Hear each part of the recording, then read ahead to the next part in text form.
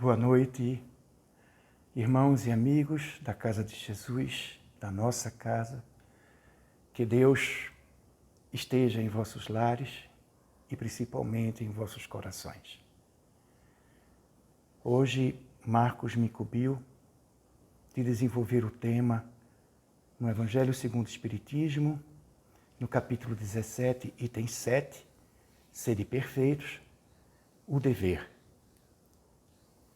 Antes de mais nada, vamos então rogar a Jesus de Nazaré.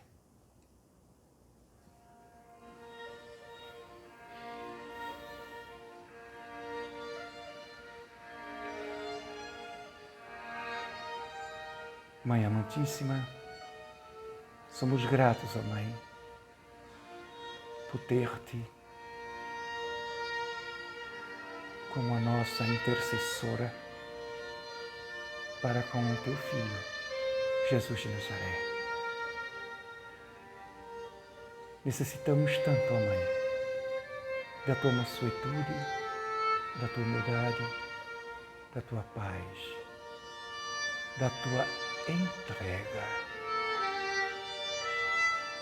Mãe amantíssima, rogamos nesse instante, todos nós,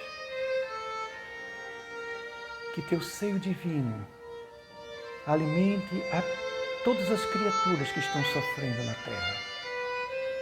Em especial, ó Mãe amada, aqueles que partiram na noite de ontem para hoje através do vírus Covid-19.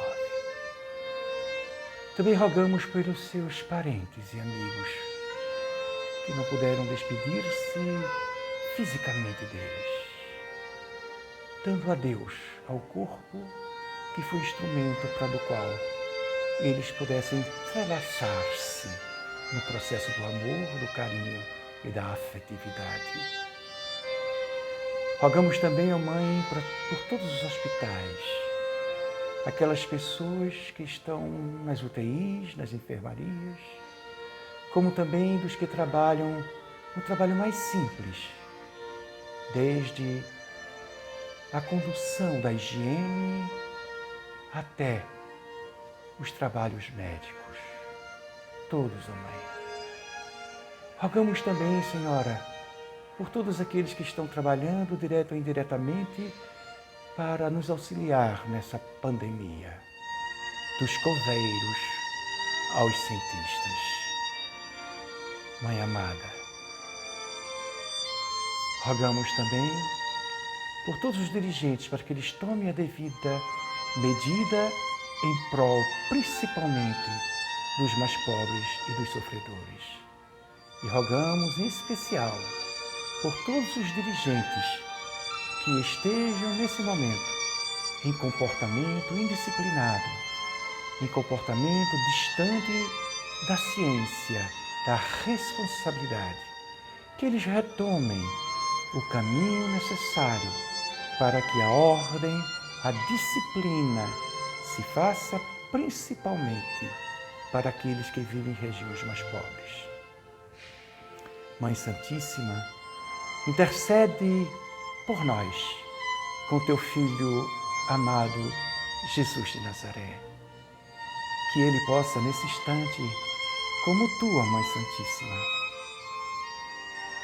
receber-nos as nossas vibrações, o nosso convite para estarmos com ele, porque temos a certeza absoluta que ele está conosco. Ele está conosco, mas ajuda-nos a elevar-nos o pensamento e o coração para chegarmos até ele, ó Mãe Santíssima. E assim, Jesus, grato por essa Mãe amorosa e boa, grato por nos dares esse arquétipo, esse sinal feminino para dulcificar os nossos corações, para abrandar com a ternura que assim ela foi, com a sua bondade, com a sua simplicidade e, acima de tudo, a sua entrega ao Mestre. Assim, querido amigo, grato por tudo, que possamos iniciar mais uma reunião doutrinária na casa de Jesus, a tua casa, Mestre, na noite de hoje. Permitam-me, pois, ler a lição, capítulo 17, item 7, Sede perfeitos, instruções dos espíritos, o dever.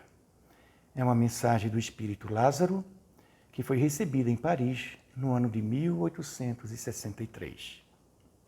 O dever é a obrigação moral da criatura para consigo mesma primeiro e, em seguida, para com os outros. O dever é a lei da vida. Com ele, deparamos nas mais ínfimas particularidades como nos atos mais elevados. Quero aqui falar apenas do dever moral e não do dever que as profissões impõem. Na ordem dos sentimentos, o dever é muito difícil de cumprir-se, por se achar em antagonismo com as atrações do interesse e do coração. Não tem testemunhas as suas vitórias e não estão sujeitas à repressão suas derrotas. O dever íntimo do homem fica entregue ao seu livre arbítrio. O aguilhão da consciência, guardião da probidade interior, o adverte e sustenta, mas muitas vezes mostra-se impotente diante dos sofismas da paixão. Sofismas é aquilo que mente para nós, aquilo que tenta enganar a verdade. Fielmente observado, o dever do coração eleva o homem como determiná-lo, porém, com a exatidão. Onde começa ele? O dever principia sempre para cada um de vós do ponto em que ameaçais a felicidade ou a tranquilidade do vosso próximo. Acaba no limite que não desejais a ninguém transponha com relação a vós. Deus criou todos os homens iguais para a dor, pequenos ou grandes, ignorantes ou instruídos. Sofrem todos pelas mesmas causas, a fim de que cada um julgue em sã consciência o mal que pode fazer. Com relação ao bem, infinitamente vário nas suas expressões, não é o mesmo o critério. A igualdade em face da dor é uma sublime providência de Deus, que quer que todos os seus filhos instruídos pela experiência comum não pratiquem o mal, alegando ignorância de seus feitos. O dever é o resumo prático de todas as especulações morais. É uma bravura da alma que enfrenta as angústias da luta. É austero e brando, ponto a dobrar-se às mais diversas complicações. Conserva-se inflexível diante das suas tentações. O homem que cumpre o seu dever ama a Deus mais do que as criaturas e ama as criaturas mais do que a si mesmo. É a um tempo juiz e escravo em causa própria. O dever é o mais belo laurel da razão.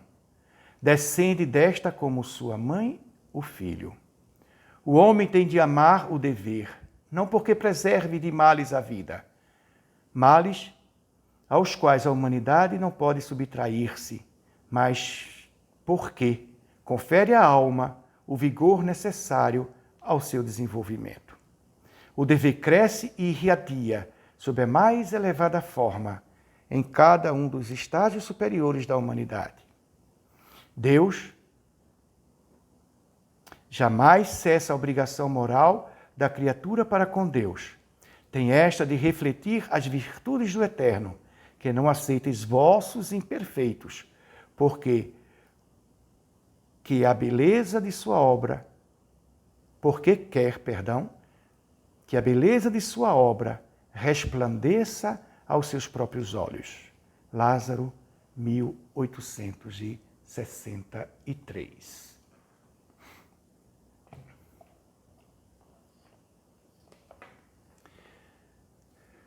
Havia um orfanato em que um monge cuidava de dezenas e dezenas de crianças. Havia momentos em que ele tinha mais de uma centena de crianças. Era um monge muito devotado,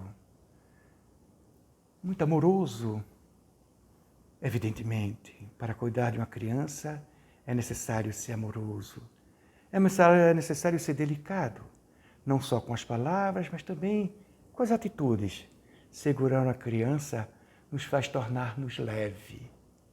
Para segurar uma criança naquele corpãozinho frágil, é necessário que extraiamos o mais leve de nós. O contato com a criança nos torna leve. Daí dizer que o reino de Deus é quem se assemelha à criança. Porque a criança, ela faz com que a gente tenha leveza para lidar com ela. Com raríssimas exceções. Então, esse dedicado monge amava profundamente o que fazia. Ele acordava de manhã, ele ia para o seu santuáriozinho, orava, e ainda o dia sem estar claro, ele ali preparava o mingau, preparava os pães, ele preparava os queijos, ele preparava tudo, deixava tudo bonitinho, colocava todos os pratinhos para todas as crianças. Quando alguns auxiliares chegavam, muito poucos. Os auxiliares das diversões, nós convidamos 10, chegam 30. Os auxiliares do trabalho digno, a gente convida 30, só vem 3. E quando vem? Pois bem, ali então, alguns quando chegavam já estava quase tudo pronto. Eles vinham, davam uma assistência, mas depois saíam para trabalhar. E então o monge ficava consigo, com todas aquelas crianças. Quando elas completavam uma certa idade, de 9 a 10 anos de idade, ele então mandava para as outras instituições que ali cuidava. E ali então, ele passava o dia trabalhando, alguns pequenos auxiliares ficavam dando instruções, algumas instruções para alguns mais velhinhos no campo da alfabetização, no desenvolvimento da matemática, no desenvolvimento da biologia, da geografia e assim por diante, como também outros que iam trabalhar com os menores. Mas ele ficava responsável pela limpeza, pela alimentação, né? E em todos os lugares você encontrava aquele monge. É como se ele tivesse um dom de bicorporeidade. Ele assumia todo o espírito daquele orfanato. Em cada porta ali ele estava, em cada janela ele estava, em cada ambiente ele ali permanecia. Você encontrava ele em todos os âmbitos. Pois bem, antes do almoço, ele ia para o seu oratóriozinho, ajoelhava-se e orava fervorosamente. Ele tinha uma fé profunda, uma fé imensa. Mas a fé dele não estava só circunscrita do coração e da consciência. A verdadeira fé é quando a gente expressa no campo da caridade. E ali ele estava, então, equipado dessas duas forças, né? A fé na crença, na certeza, e a fé na certeza daquela certeza, na certeza do trabalho. Materialização do amor, a caridade. Ali então, ele recolhia-se, em dado momento ele tocava o sininho, ou o sininho era tocado. Se ele terminasse a prece antes do meio-dia, ele tocava o sininho. Se ele passasse um pouquinho do meio-dia, alguém ia lá e tocava o sininho, para avisar as crianças que estava na hora do almoço. E assim acontecia também no jantar. Poucos momentos antes, ele ia para o seu oratório, orava, e ali alguém tocava o sininho, ou ele tocava, e ali ia se recolher. Na noite, colocava todos para dormir. Tocava o sininho, e ali ele se recolhia, em espírito em primeiro lugar, na prece. E depois recolhia-se em corpo para poder repousar. E um dia, o orfanato estava passando por grandes necessidades. Havia, pois, o mingau, não havia o queijo, não havia o pão. O mingau, que era feito com leite, há alguns dias estava sendo feito com água. Um pouco resto de açúcar deixava-o mais ou menos aguado. Mas daqui a alguns dias, nem açúcar, nem mesmo a aveia ou a cevada. Não. O trigo faltava. E ali, então, ao recolher-se, ele buscava no mais alto clamor da sua fé. Mas sempre confiante de que tudo iria melhorar. Chegou um momento em que era distribuída 3 refeições, todas 3 à base do mingau. Mas sempre com a mesma alegria, com a mesma disposição. E as crianças não sentiam nem falta, ou muita falta, diante da sua alegria, diante da sua exposição a crer. Há de ser melhor. Há de ser melhor. Um dia chegaram várias ajudas de vários lugares. Uma de cá, outra acolá, era trigo, era aveia, era leite, era queijo, voltar a ter o queijo, várias coisas. Eram até tecidos para fazer roupinhas, eram lençóis, colchões novos. E ele ali, feliz. Ele cuidou do café, foi fazer sua prece, ainda escuro, cuidou do café, com a mesma alegria de quando faltava, quando estava faltando, e agora, quando está em abundância, a mesma alegria. Pois bem, e ali, no café da manhã, sorridente, as crianças mais sorridentes ainda. Por quê? Porque via que aquele sorriso daquele homem não era um sorriso enganoso, não era um sorriso fictício, não era um sorriso mascaral. Não. Era um sorriso de verdade. Era um sorriso de verdade, crendo na verdade da ajuda superior. E ali todos observando e dizendo assim, realmente vale a pena. E observava que o monge mais ensinava pelas atitudes do que pelos lábios. Pois bem, na hora do almoço, ele deixou tudo bonitinho, ajeitadinho, e sempre estava presente no café, no almoço, no jantar. E um dia, quando ele ia para o almoço, ele olhou, estava na hora de ir para o seu oratório, orar. E ele foi. E ali ele agradecido a Deus, a Jesus, e conversava com o mestre como se ele estivesse ali, ao seu lado. Ao seu lado. Os dogmas é que fizeram a gente acreditar que estamos distantes ou que Jesus está distante. Quando conseguimos livrarmos-nos dos dogmas, a gente consegue observar a grande verdade. Ele está sempre conosco. Nós é que muitas vezes, ou quase sempre, nos distanciamos dele. E ali então, ele fazendo a prece contrito, e aí ele sente aquela vibração imensa. É como se diante dos seus olhos fechados, o sol tivesse se deslocado e fosse à sua frente. Era um calor que não queimava. Ao contrário, era um calor que envolvia, aconchegava, protegia, salvaguardava.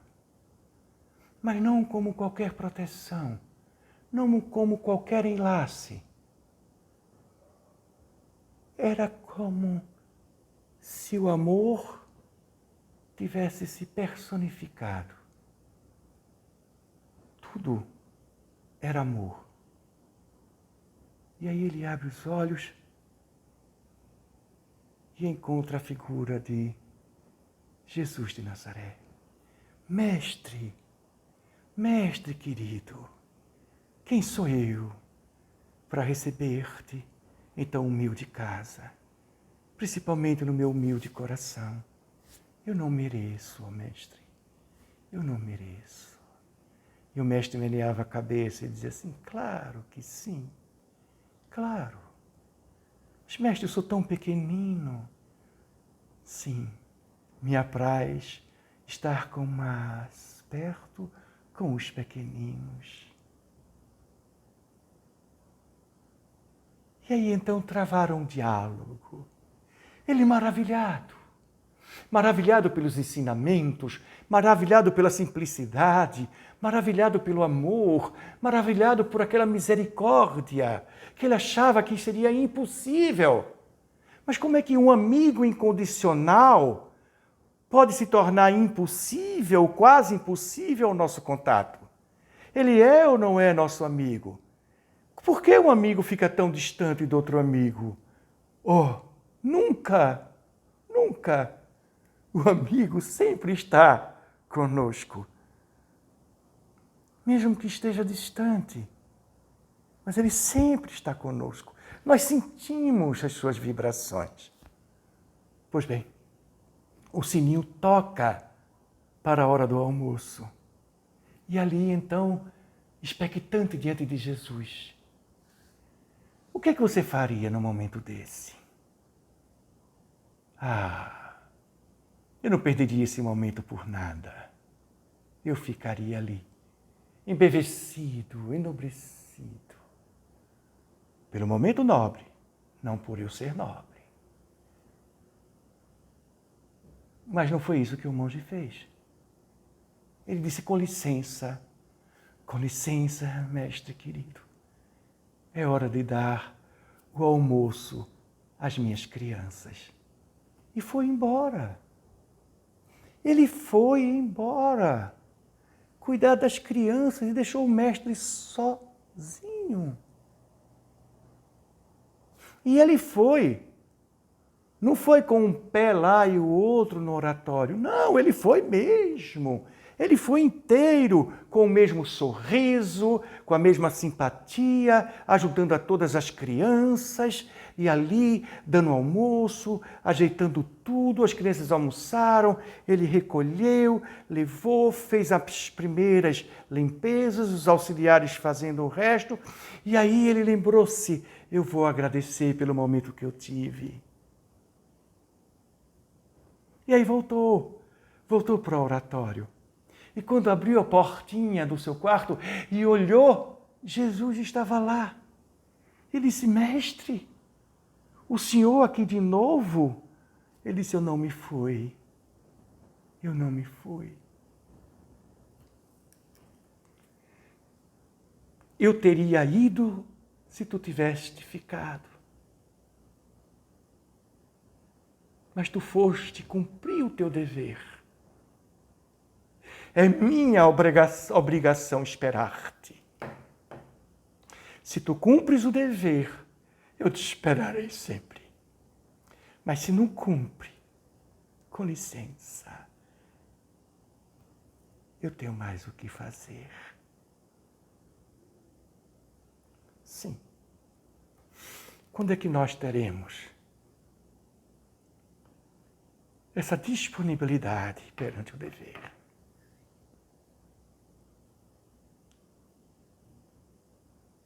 Quando é que nós abandonamos até o estado de graça para cumprirmos o nosso dever? Explica-nos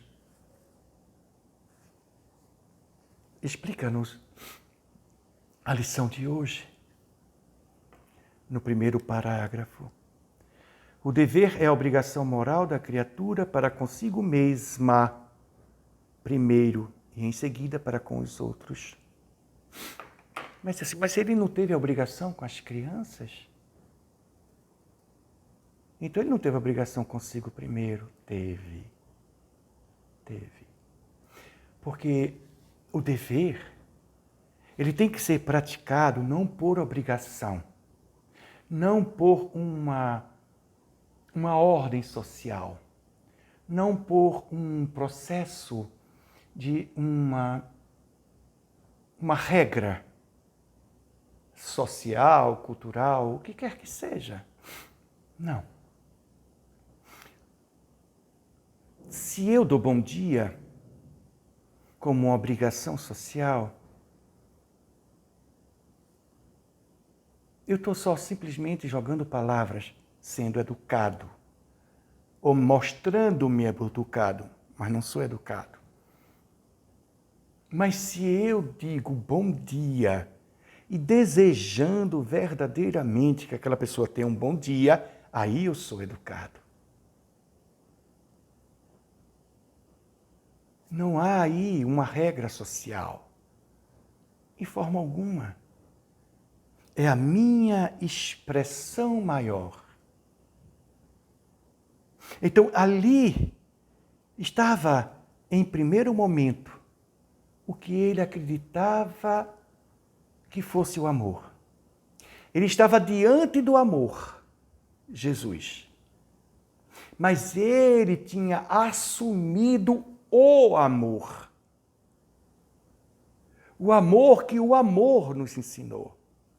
O Mestre amado que nos ama, amai-vos uns aos outros como eu vos amei. Para ser realidade na nossa vida, tenhamos que ser o amor que Ele ama. Como é que eu posso viver um dever de forma serena, de forma despretensiosa, de forma clara, real, se eu não tenho isso comigo? Como é que eu posso ter o dever de ajudar se eu não me ajudo? Como é que eu posso ter o dever de cuidar se eu não me cuido? Como é que eu tenho o dever de trabalhar com a verdade se eu não sou verdadeiro? Como é que eu vou exigir disciplina se eu não tenho a disciplina? Como é que eu vou exigir lealdade se não sou leal? Então o dever primeiro é conosco. Aquele senhor, ele já estava apto, porque ele já tinha principiado e desenvolvido o dever para consigo mesmo. Tanto que, diante da graça de ter Jesus à sua frente, ele decidiu o quê? A expressão maior, a caridade. Ele não estava querendo mostrar a Jesus ou receber ali palavras benéficas de Jesus. Não. Simplesmente ele pediu, com licença, eu vou cuidar das minhas crianças porque está na hora de alimentá-las. Sim, está na hora de alimentá-las. E ali ele foi.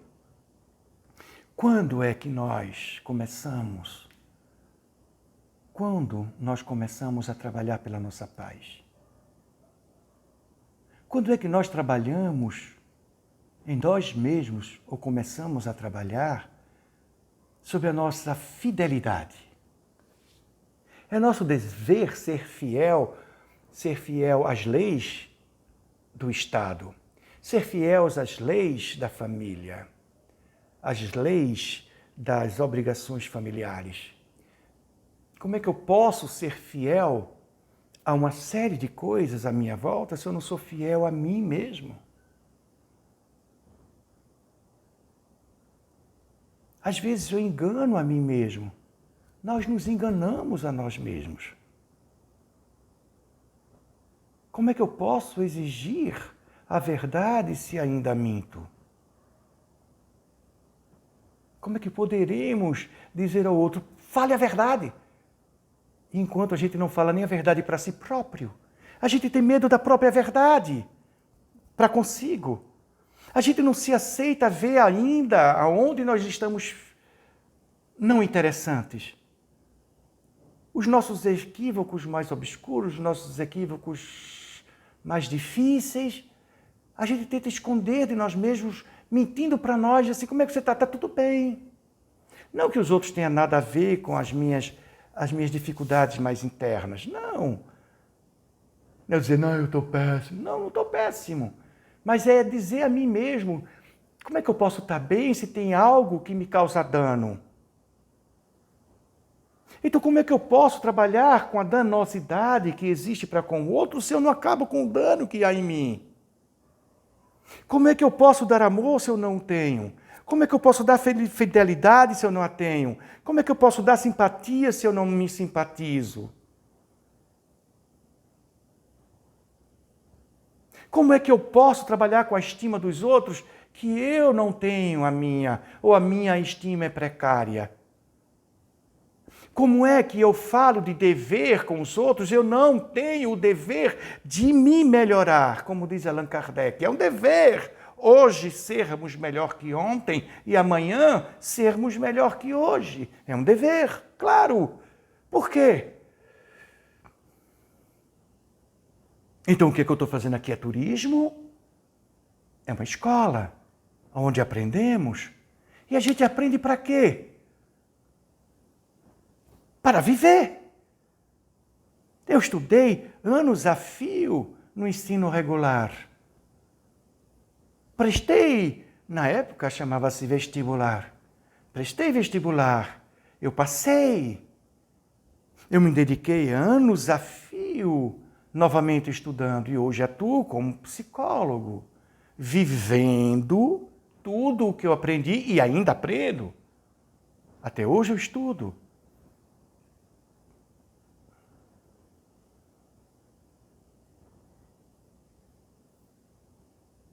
O meu dever de não causar dano a mim mesmo.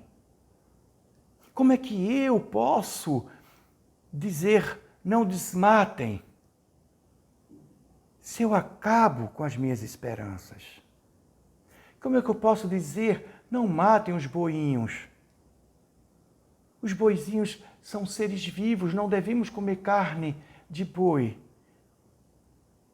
E aí eu estou fumando um cigarro feito do tabaco, um cigarro feito da marihuana, seja o que for. E eu acabando com a minha capacidade pulmonar, com a minha capacidade laríngea, faríngea, traqueia, os brônquios, diminuindo minha capacidade imunológica. Se eu tento preservar a vida, eu tenho que começar em mim. Se eu tenho que ser ecológico com a natureza, mas eu também sou natureza. A autoecologia, o autoamor. Então, como é que eu posso ter para com o outro misericórdia se eu não tenho misericórdia comigo? Como é que eu posso perdoar o outro se eu não me perdoo? Eu não vou conseguir nunca. Eu vou tentar. Eu tento. Quando o indivíduo faz mais uma vez, eu só fico nos 7, como Pedro disse. Na 7ª, eu desisto. E olha que 7 é muito. A gente tem a mania de ser 3, viu? 1 é pouco, 2 é bom, 3 é demais. Pum! Estoura.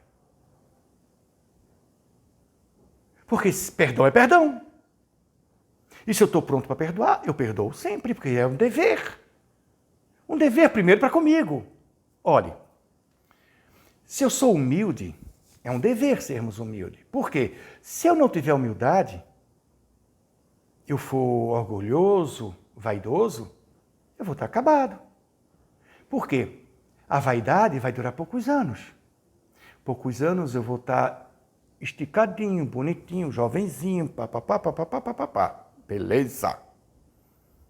Daqui a poucos anos, bolsinho debaixo dos olhos, bolsinha em cima dos olhos, as bochechinhas arriadas, às vezes falta dentinho, aí vem as ruguinhas, Primeiro é pé de pinto, depois pé de galinha, depois é pé de avestruz.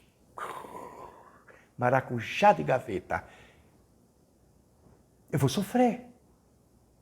Eu vou sofrer. Quantas pessoas brigam com a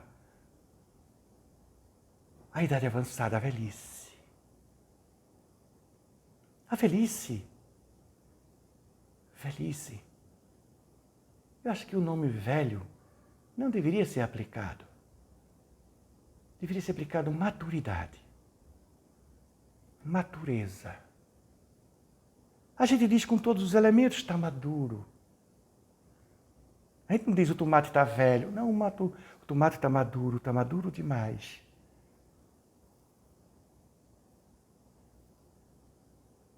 Somos maduros. Se eu não tiver, pois, a humildade, qualquer coisa vai me irritar.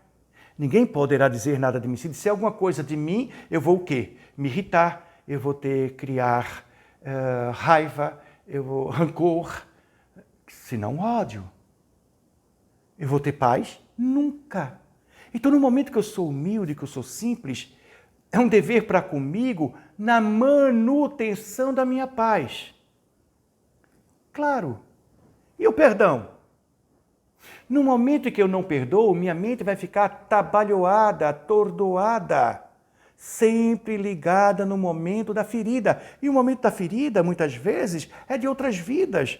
O momento da ferida, muitas vezes, foi há 1 ano, 10 anos, 5 anos, 2 anos, 1 segundo atrás. 1 segundo atrás já é passado. E agora? Eu posso ter a cicatriz, mas não me dói mais. Dói todas as vezes que eu vá me lembrar quem foi que fez essa cicatriz. Daí o ditado, daí a consciência, né? A dor existe, mas o sofrimento é uma opção. Sofrimento é todas as vezes que rememoramos o momento da dor. Então, um perdão é um dever para conosco. Porque quando eu perdoo, eu esqueço as ofensas. Se eu esqueço as ofensas, eu vou estar o quê? Em paz. Eu olho o indivíduo que magoou, se eu percebo que ele é capaz de magoar de novo, eu tomo distância e mantenho a minha paz.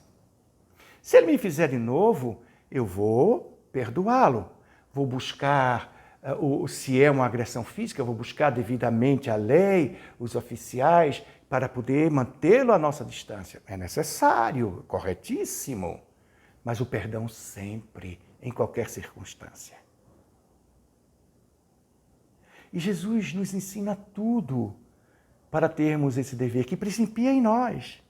E quando a gente sente essa certeza em nós, quando a gente cuida desse dever para conosco, naturalmente o dever aí está. Porque o que estamos falando aqui não é o dever das profissões, como nos diz a lição, mas o dever moral. E o dever moral consiste em nós termos esse princípio de cuidar-se moralmente de si. Principalmente no que tange aos nossos erros, as nossas dores. Deus nos fez todos nós aqui que reencarnamos, sentimos dores.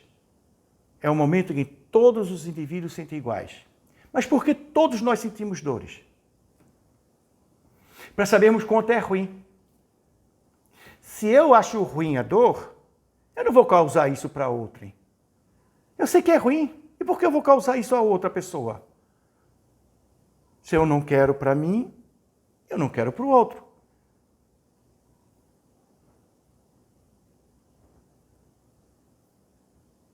Aquilo que não queres para ti, não faça ao outro.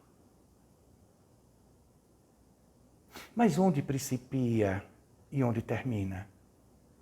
E aí eles são muito claros. O dever principia sempre para cada um de vós, do ponto em que ameaçais a felicidade ou a tranquilidade do vosso próximo. acaba no limite que não desejais ninguém transponha em relação a vós. Importantíssimo. Principia quando a gente ameaça a felicidade ou a tranquilidade do outro. É muito fácil a gente julgar as pessoas. Muito fácil. Ainda há pouco eu dei a notícia a uma pessoa de que uma moça estava, uma cunhada dela, estava esperando o neném. Ou seja, ela ia ser titia novamente. O irmão dela sai. E aí, ele já tem uma certa idade. A moça é bem mais jovem. Mas estão juntos, estão casados há 14 anos. E aí, a primeira coisa que ela me disse, eu abençoei a criança, Deus que a abençoe, Deus que a ilumine. No momento que você pede bênçãos, você também está abençoando. Embora nós temos a capacidade de abençoar, mas no momento que a gente pede a bênção, a gente também está sendo o quê? Veículo dessa bênção. Então, estamos abençoando indiretamente, mas estamos. Né? E a primeira coisa que ela fez foi assim, será que é dele? Eu disse, meu Deus do céu.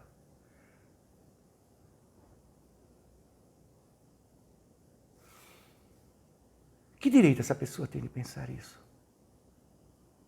Se o próprio esposo não pensou isso. E outra coisa, ela nem raciocinou. Primeiro, eles estão juntos lado a lado. Ele tem, se eu não me engano, 67 anos, 68 anos. Ela está ao lado dele, ele ao lado dela o tempo todo o tempo, de quarentena. Ela disse, eita, é mesmo. Pois é. Pois é. Que direito você tem de pensar isso?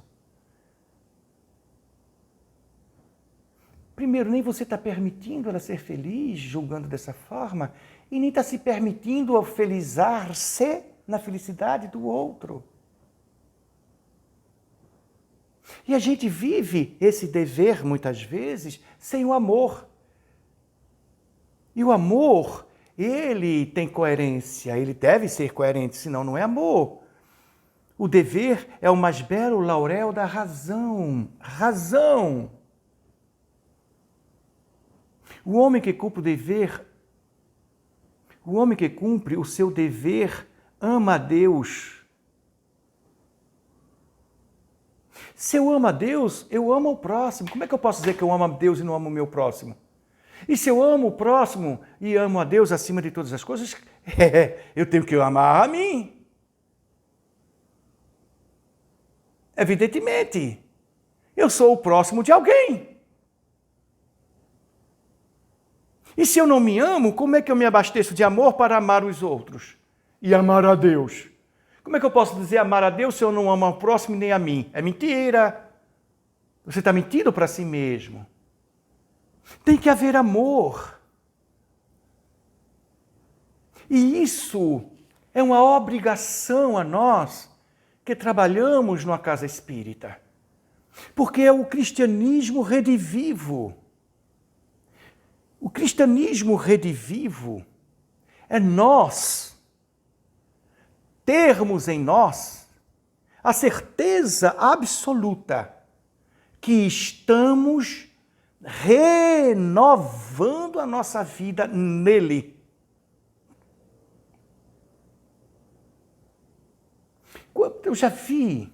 Eu conheço um dirigente de uma instituição espírita que uma vez eu fiz uma palestra sobre diversidade e que devemos amar a todas as pessoas, evidentemente. Por quê? Por quê? O amor não tem endereço. O amor não tem escolha. O amor não tem cor. O amor não tem cultura. O amor não tem altura. O amor não tem cifrão. Não. E por que amar? Porque são pessoas que vivem, que sentem, que vibram, que têm desejos, que têm anseios, que têm tristezas, que têm amarguras, que já sofreram, já sorriram, mas que querem.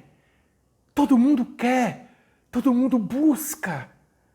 E se você não está buscando, busque. Mas muitas vezes a nossa busca é lá fora. Busque em você. Não procure a paz lá fora, que essa paz pode vir e acabar-se em segundos, mas em você, você é sustento, você é o Criador dela, você é o Deus dela. Você a mantém, você a alimenta, você é dono do tempo dela. E ela está em você o momento e o tempo que você quiser.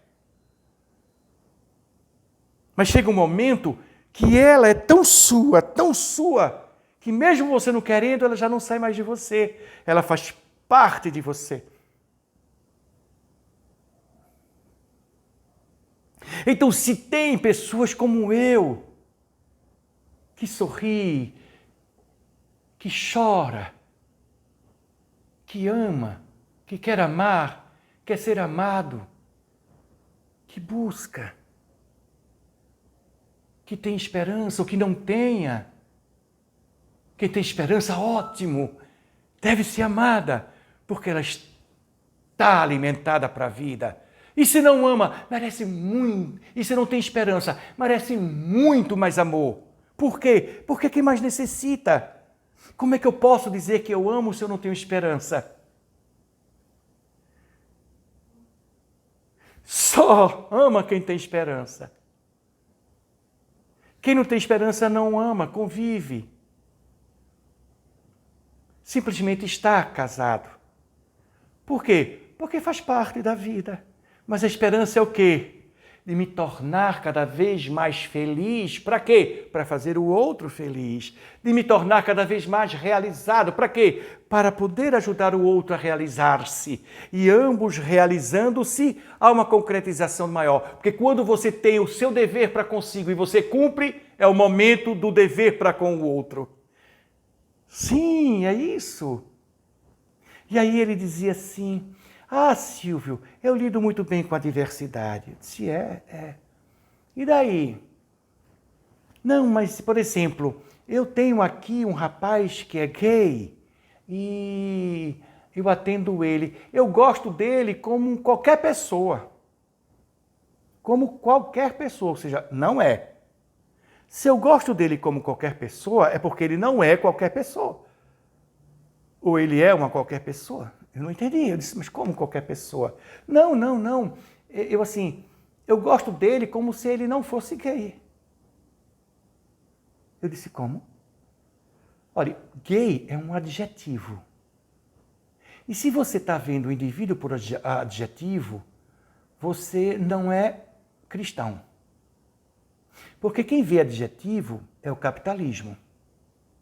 Você é rico, você é pobre, você tem, você não tem, você possui, você não possui, você é branco e eu não sou, você é preto e a lei é também. Oi? Tudo isso são adjetivos. E a porta lá de cima não se abre por adjetivos.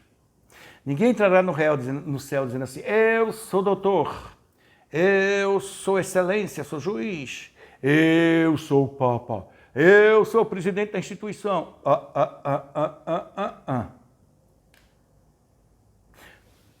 E daí? É pelo que você é. Não, mas são pessoas como a gente. São pessoas como a gente. São pessoas como a gente, mas não é a gente. É como, mas não é.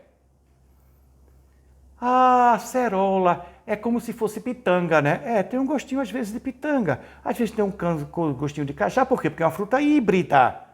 Ela não é nada, não é nem cajá nem pitanga. Oi, é como... Aí vocês vão experimentando. É como se fosse camarão. Não, mas não é. É um camarão artificial. Aquele molho artificial, sei lá como é que chama. Né? Às vezes eu estava comendo uma empadinha e eu, cadê o camarão? Aí não é só o gostinho mesmo, ele é sintético, camarão, sei lá como é, um molho sintético que dá um gostinho de camarão sem ser camarão, um falsier. Né? Então assim, parece, mas não é. E observe, eu sou aquele que é. E Ele vai nos amar pelo que nós somos. Quando a gente tenta ser alguma coisa, a gente deixa de ser. E Jesus não quer a gente mais ou menos, quer a gente inteiro. Ali estava o monge inteiro. Mestre, com licença, me perdoe, mas está na hora de pôr almoço às minhas crianças. Eu vou até lá, com licença. E foi ao trabalho, ao seu dever, aceitando-se a si no seu dever, e não oblatando, adorando Jesus à sua frente. Cadê o dever? Ele não quer que a gente fique ajoelhado. Ô Jesus, ô Mestre, ô Espíritos amigos, ô Espírito de luz. Ele vai botar a mão nos quadros e assim, vai arrumar o que fazer, rapaz. É o melhor que tu faz. Que história é essa? Eu rezo tanto para os espíritos. A maior prece é quando nós tornamos os nossos sonhos e desejos em trabalho. Se meu desejo é saúde, trabalhe por ela. Trabalhe indo ao médico, trabalhe sendo organizador dos seus próprios pensamentos, da sua própria consciência, equilibrando todo o seu sistema nervoso central, mandando para o cérebro as energias, a leitura da vida, como ela se apresenta, bela, progressiva, contundente. E ali o cérebro vai o quê? Excretar dopamina, oxitocina e etc. E vai então ativar todos os seus neurônios, todos os filamentos dos telômeros, fazendo com que suas células reproduzam mais fortes, mais intensa, mais capaz, cheio de energias positivas. E aí você tem corpo, mente e espírito jovial, porque suas emoções são construtivas. Quando não, quando a gente foge ao dever, tudo falta, tudo se perturba, tudo se conturba, tudo. Se o dever externo, se o dever da profissão eu não exerço, eu sou demitido. E se o dever de mim para comigo, eu me distancio de mim, há uma autodemissão. Eu começo a me condenar, começo a ter raiva de mim, a me chatear. E aí vem todo um processo de baixa estima, falta de autoconfiança, e aí vão se acumulando deveres e mais deveres e mais deveres, e a gente fica sufocado. Coisas que eu deveria mudar, coisas que eu deveria ficar mais atento comigo mesmo, e eu estou deixando, relaxando e caindo sempre no mesmo buraco,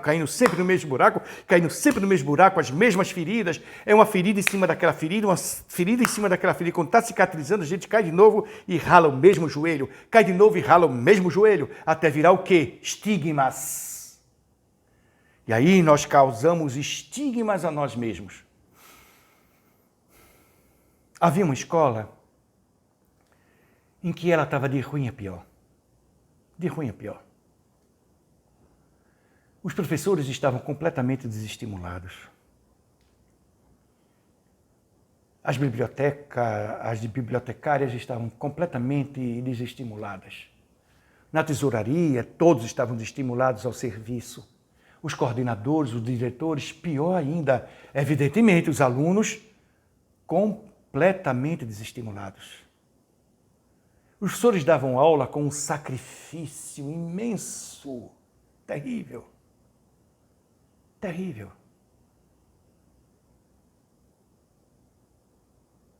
E a escola ia de ruim a pior. Os rendimentos cada vez mais caindo. E cada vez que caía mais desestímulo, mais dificuldade.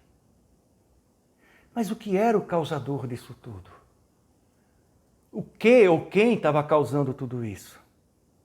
E ninguém conseguia mais nem procurar, nem querer saber de tão desestimulados que estavam. Aí, um dia, entra o diretor, os coordenadores, a bibliotecária, entre os funcionários, entre os alunos, os professores, e tinham recado em todo mundo.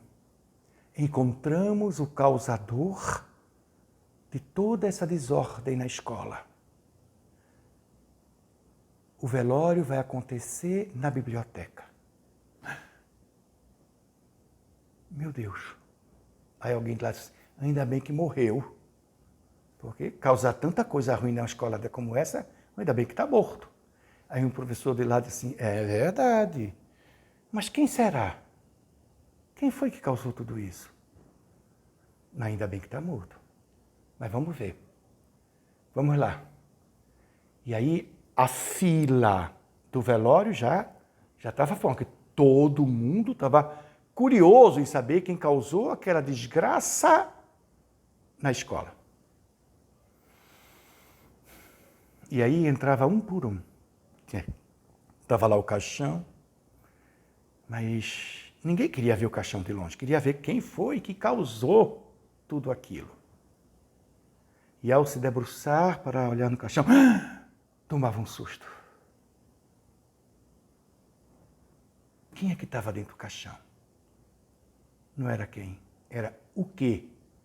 Era um espelho. E cada um viu que cada um estava sendo responsável pela escola perder sua vida.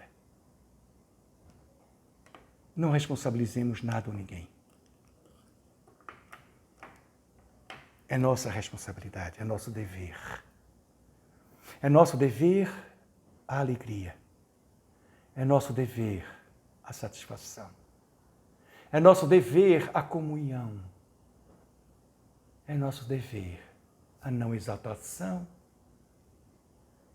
a não reclamação, a não se afugentar, a não se acovardar, a não se amedrontar.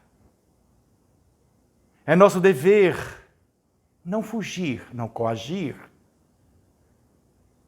É nosso dever não mentir. É nosso dever não maltratar, não acabar.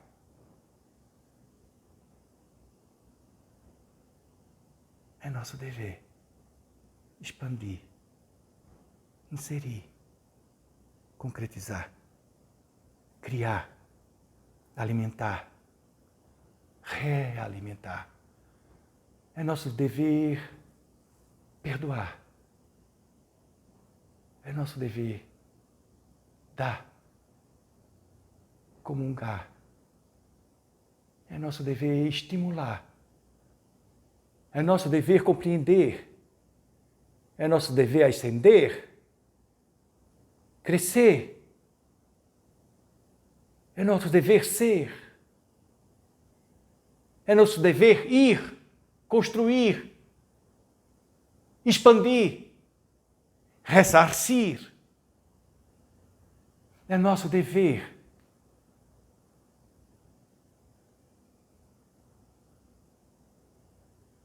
edificar, amar, perdoar. É nosso dever servir. É nosso dever. Hoje, sermos melhores que ontem. Amanhã, melhores que hoje. Sim. E nesse dever, para comigo, para com o outro, aceitar cada um naquilo que é. Embora também é meu dever estimular para eu e para o outro sermos melhores naquilo que nós somos. É nosso dever acolher, é nosso dever reconciliar, é nosso dever apaziguar, é nosso dever alevantar, é nosso dever criar, é nosso dever solidarizar, é nosso dever acompanhar, é nosso dever unir.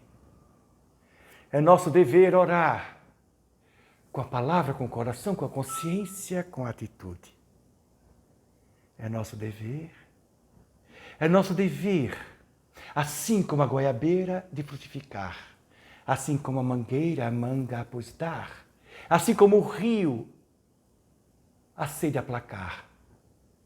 Assim como as montanhas, o vento mudar. Assim como a atmosfera, oxigênio nos dá e a vida poder nela ser cada vez mais na condição de implantar. É na condição do sol sustentar a vida como ela se apresenta no patamar que a terra está, pois, a nos confortar. É nosso dever. É o dever, como tudo na natureza tem, a dar-nos, pois, a oportunidade. O sol, a água, o vento, a terra, a semente, o fruto, as flores, o perfume, a docilidade, tudo nesse planeta favorece-nos ao nosso dever de viver o que Jesus nos ensinou e de forma plena, profunda e eloquente distribuir como toda a natureza externa distribui para nós. Tudo no planeta está para nós. É nossa obrigação estarmos para tudo em nosso planeta. Dessa forma, queridos irmãos e amigos, rogo a todos a possibilidade de podermos fazer a nossa prece para encerrar os nossos trabalhos.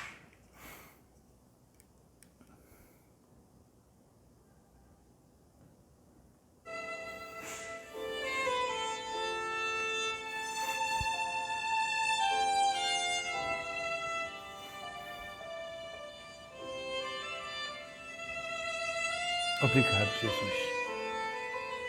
Obrigado por esses lindos ensinamentos, Senhor.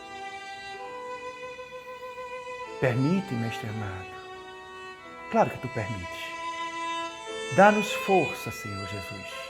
Dá-nos forças para que venhamos a ascender, a crescer em nós mesmos e um dia, como Tu, sairmos por esse cosmo infinito, levando como Tu estás a nos trazer as lições maiores do nosso Pai Celestial. Eu sei que é Teu desejo que nós tornemos-nos Cristos. E assim o seremos, Senhor. E o quanto antes, se assim Deus permitir e o quiser, e diante dos nossos esforços conquistarmos, Ele quer, mas depende de nós, no nosso trabalho, da nossa dianteira, Senhor. E que não percamos, de forma nenhuma, o tempo para se redimir, o tempo para que o amor em nós possa se expandir, para que a liberdade na fraternidade, em comunhão com a simplicidade e a humildade, possa se tornar, Senhor, vínculo do Teu amor. E assim, querido Mestre, diante dos nossos olhos, podemos observar a música daquilo que estamos em tudo ver. Que cada momento do movimento humano podemos ver os acordes da vida ali que se presta. Na guerra são notas pesadas, são notas metálicas, arranhaduras, mas também na caridade, na fraternidade, na comunhão, pelo processo da compaixão que se faz caridade, no amor, na fraternidade. A leveza, Senhor, a leveza da harmonia, como na sinfonia. E essa sinfonia que é a vida, Senhor, onde Tu, Pai amado, és o autor. E estamos sobre a batuta, sobre a égide, a regência do Teu Filho, nosso irmão e amigo Jesus. E assim, possamos cada vez mais estarmos mais afinados. Fiquem na paz de Deus. Jesus nos abençoe. Jesus alimente nossa casa querida, a instituição espírita Casa de Jesus. E que nós possamos acolhermos-nos e acolher uns aos outros nesta casa. É uma obrigação, é um dever. Por quê? Quem mandou escolher o nome Casa de Jesus? Se é Casa de Jesus, meu amigo, todos entram. Se é Casa de Jesus, todos serão acolhidos. Se é Casa de Jesus, todos serão acolhidos sem perguntar quem tu és. Se é Casa de Jesus, é porque há de existir amor. Façamos jus. Estamos fazendo parte da casa de Jesus. Estamos trabalhando na casa de Jesus, não é na casa de qualquer um, não. É nosso dever. É nosso dever. Que Jesus nos abençoe. Fiquem na paz. Muito obrigado.